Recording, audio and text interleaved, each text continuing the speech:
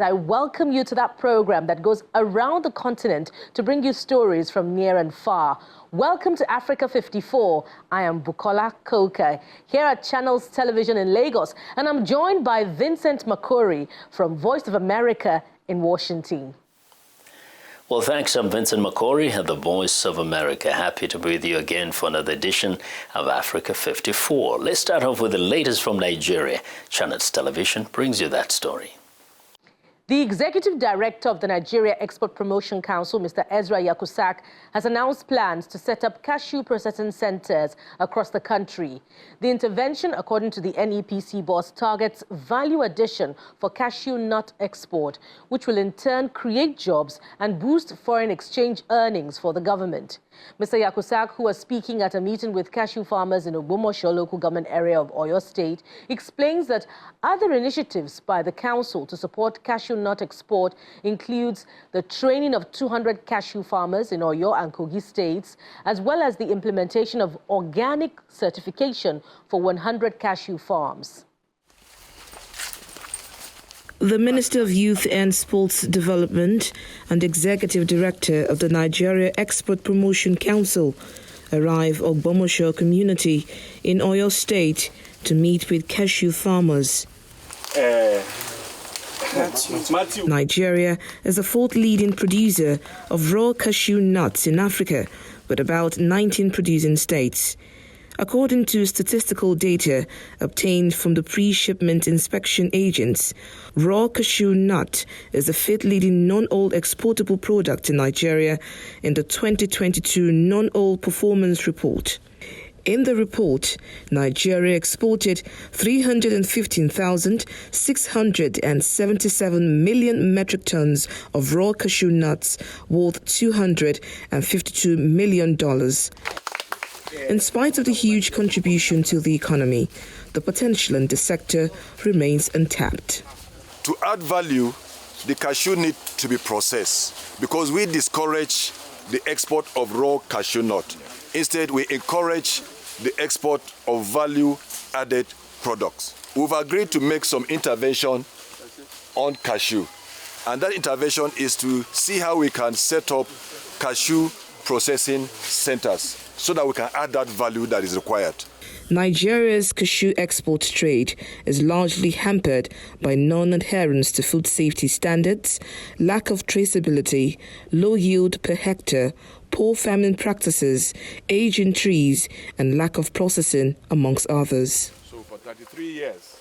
The Minister of Youth and Sports Development, who is also a cashew farmer, is optimistic that adding value before export remains a sure way to job creation.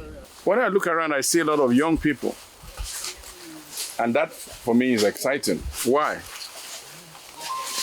When you develop the value chain of cashew, a lot of young people can get employed.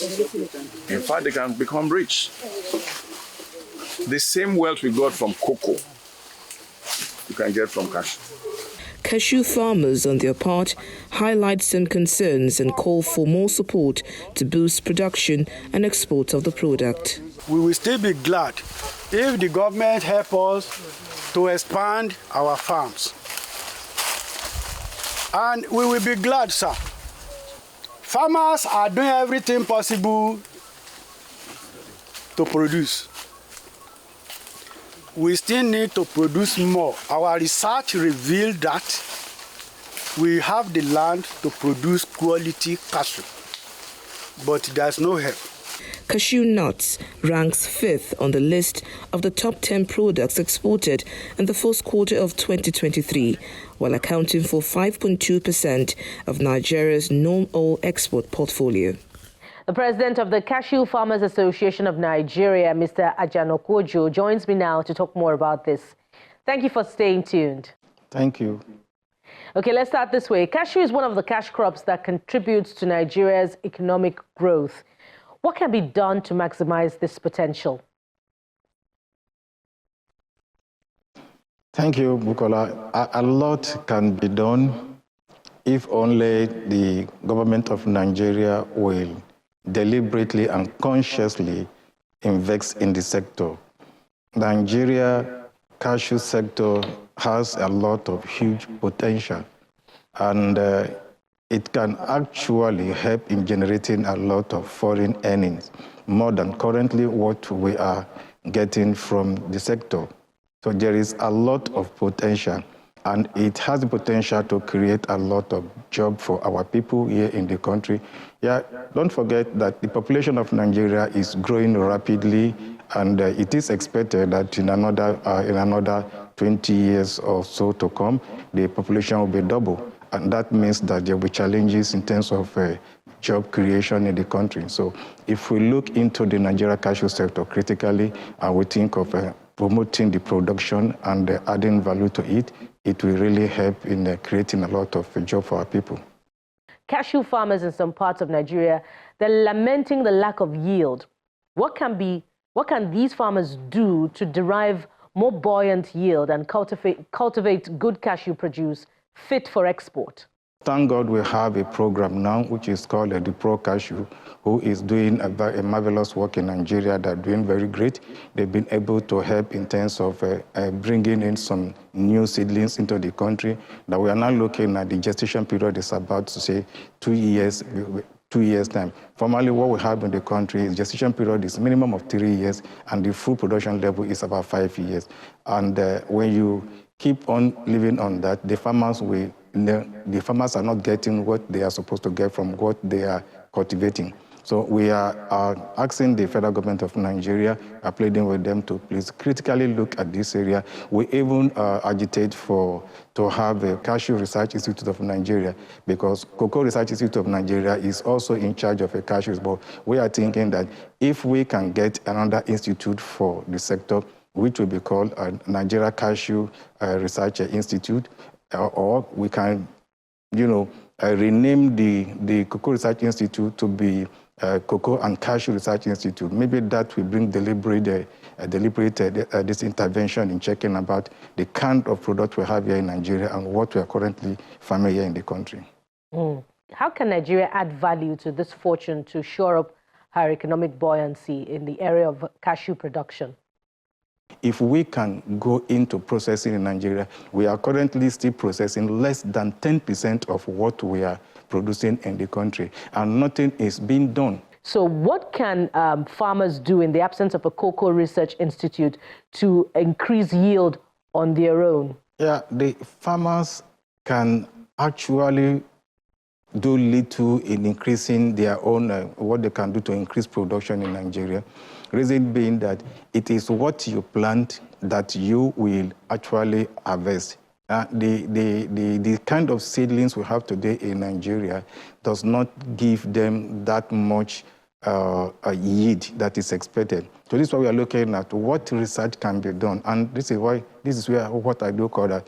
There is nothing like transfer of technology, of all those kind of things. I believe that technology is either stolen or you buy it. That is my own thinking about the transfer of all those technology also. So our Cocoa Research Institute here, who is in charge of cashew also, they should do a lot of research to see that what kind of seed that is good for our land that we yield more fruit than what we are currently getting from the trees. That is the only major solution. And their challenges is always that they are poorly funded, and the research is not cheap all over the world. So I think this area should be critically looked at and see what government can do to enhance these people and be able to help our farmers to produce more than what they're currently producing. Because in essence, the kind of seed you plant gives you what you get from the product. What you plant is what you get, and we hope that the government officials are watching either by proxy or directly, and they can attend to the yearnings of the farmers. Mr. Ajanaku Ojo, thank you very much for being on the program. Mr. Ajanaku Ojo is the president of the Cashew Farmers Association of Nigeria. Once again, thank you very much. Thank you for having me. We want to know what you think about Africa 54 and the stories we cover. Join the conversation on Facebook. The address is Africa 54, and check out our headlines 24/7 on voaafrica.com. After the break, a bumper crop in Zimbabwe leads to hopes of serious self-sufficiency, but experts say food shortages still loom. Welcome back to Africa 54. I'm Vincent Makori in Washington. After years of acute food shortages, ample rainfall gave Zimbabwe a great harvest for the 2022-23 growing season, authorities say. But as Columbus Mavunga from Mount Hamden in Zimbabwe reports, experts say food insecurity is far from over. Lazarus Caetano, a soybean and maize farmer outside of Harare in Mount Hamden, has risen to celebrate after years of disappointment. This year's harvest is so exciting, better than all the previous years. We got our crops in the ground on time. We had good rain. I hope we get the same next season. Zimbabwe's government says the country got a bumper harvest this year. The total cereal production is 2,579,247 metric tons against a national cereal requirement of 1,837,742 metric tons.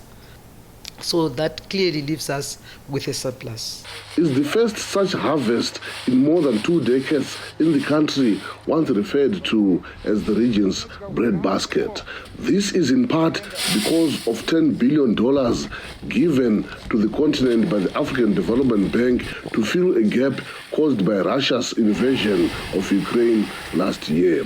Moscow's war in Ukraine created shortage of fertilizer in the country, impacting agricultural inputs. But even before the war in Ukraine, Zimbabwe had become heavily dependent on handouts from humanitarian organizations. The World Food Programme's country representative says Zimbabwe, although there have been progress, more work is needed.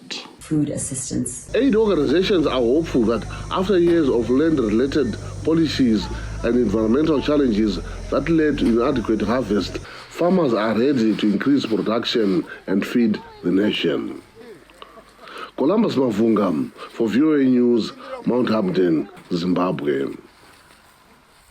Under the South African Constitution, access to clean drinking water, sanitation and electricity are considered basic human rights and core services that local authorities must provide to all residents, even squatters. That is not Thulani Seller's reality in Africa's wealthiest city. His daily routine includes filling a bucket with water from the only tap in his building so he can drink and wash. Here's the report. 40-year-old Thulani Seller, a former retail worker, and about 300 fellow residents of the dilapidated residential block in Johannesburg's Hillbrow neighborhood have to repeat this ritual every morning before they can have a glass of water or brush their teeth. We are living in a very terrible situation, and we are appealing whoever might help that we need maybe toilets, obviously water is life. Yeah, we need water. There is no electricity in the building, and children play in the dark in ramshackle rooms with plywood and zinc partitions for walls, which offer no sound isolation or security. The ownership of the building is unclear. Residents have not paid rent for years, and municipal authorities have long since stopped providing any services. The city doesn't show any sympathy when it comes to a poor person.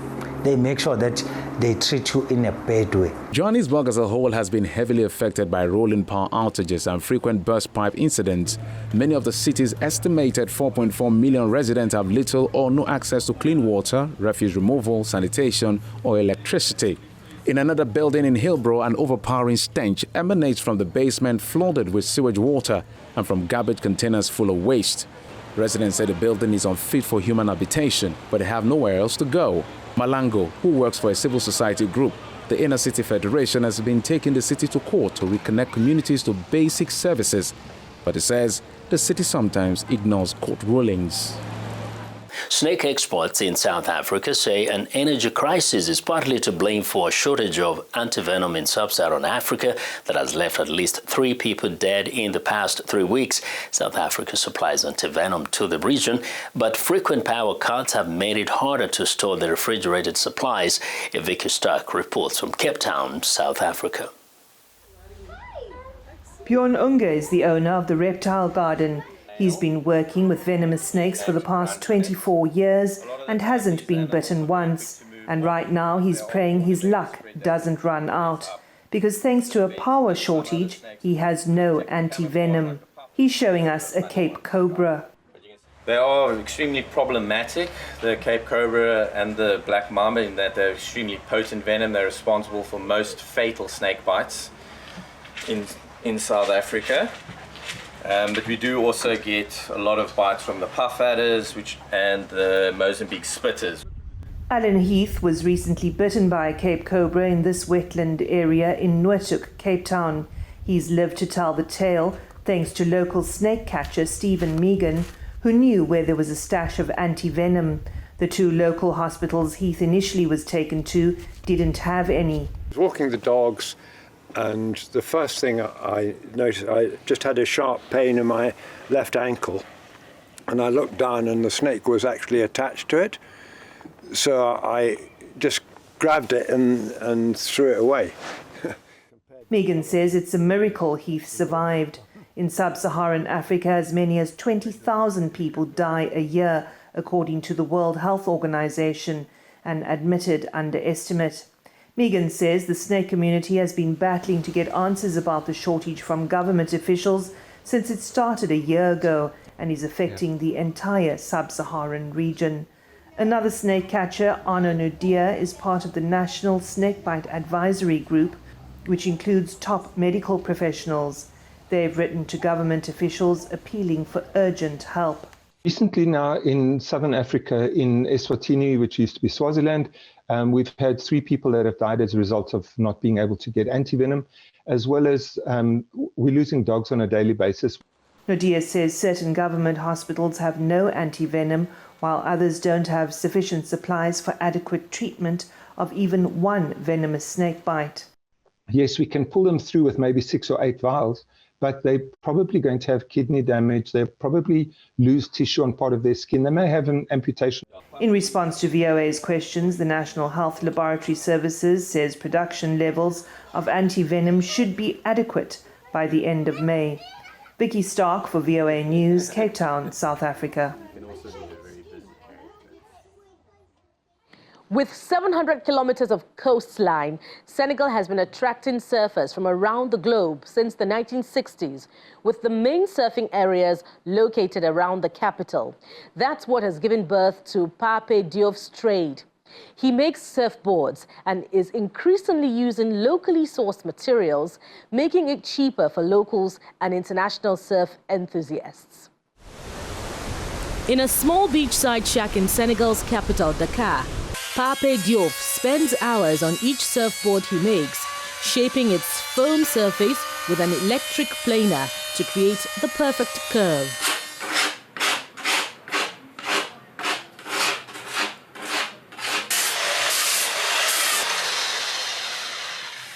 Diof, 27, is the first surfboard maker in the West African country, which has attracted surfers from around the world for decades due to Dakar's position on a spit of land that juts out into the Atlantic Ocean, creating world-class waves. He started Sunugal Surfboard Repair with only 5,000 euros and 2 boards. It has since grown into a flourishing business. His boards praised by surfers who appreciate their quality. The goal is to sell them for a little less. For that, we need to find a little more material locally. It's an idea we're working on, and soon we'll be able to industrialize, perhaps not only for Senegal, but for all Africa.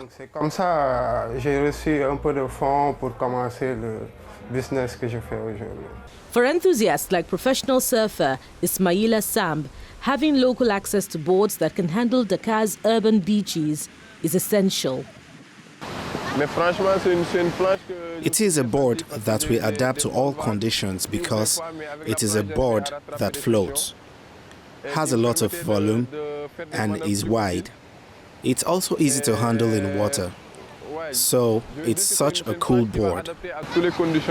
Another athlete who competes with a board made by Diof, Aïta Diop, is happy for the local manufacturer because shipping in expensive boards from abroad often prices people out of the sport. Diof's dream is to see people using his surfboards to ride waves throughout the world.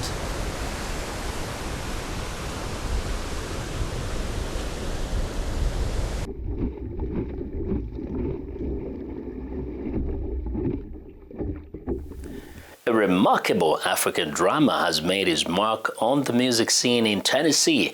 Born and raised in Ghana, Kofi Mawoko grew up surrounded by the rhythms and traditions of his homeland, and over the years has developed a unique style that combines his African roots with contemporary influences.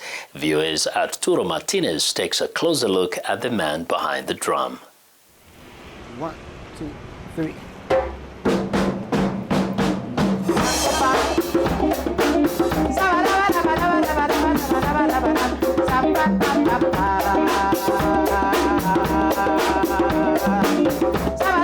My full name is Christian Kofi Mawoko, and I'm originally from Ghana, West Africa.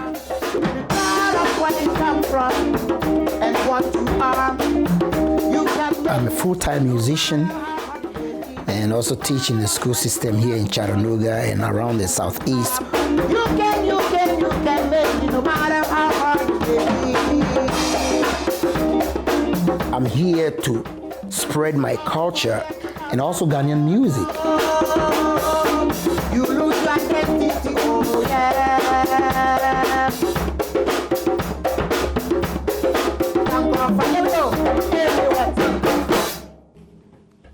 You hear it? I'll try to remember the keys for one. Yeah. Okay. So it just went off, eh? What time you got? You gotta be going. Hey, Michelle. Good. I came here with a group 22 years ago, and then they did our little tour, and I decided to stay. So that's what brought me to Chattanooga, and you know, the rest is history. Yeah, I come here 3 times a week. Performance takes a lot out of my body, so I have to get my body in shape, you know, to perform. Yeah, I've been living in this neighborhood for about 17, 18 years now. Still paying the mortgage, working hard to pay the mortgage, yeah. Yeah, very, very American.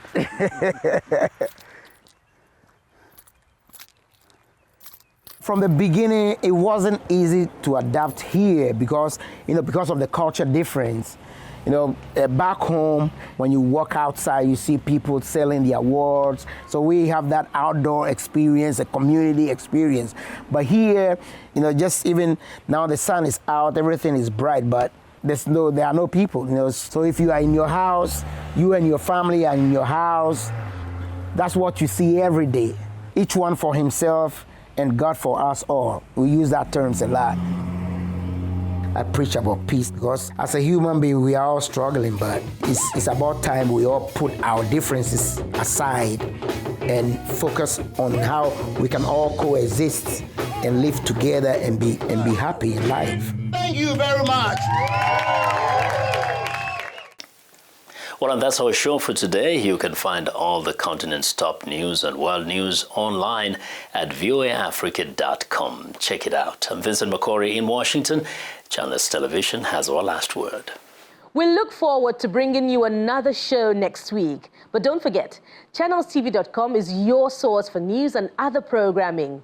I am Bukola Koka. Thank you for watching, and goodbye.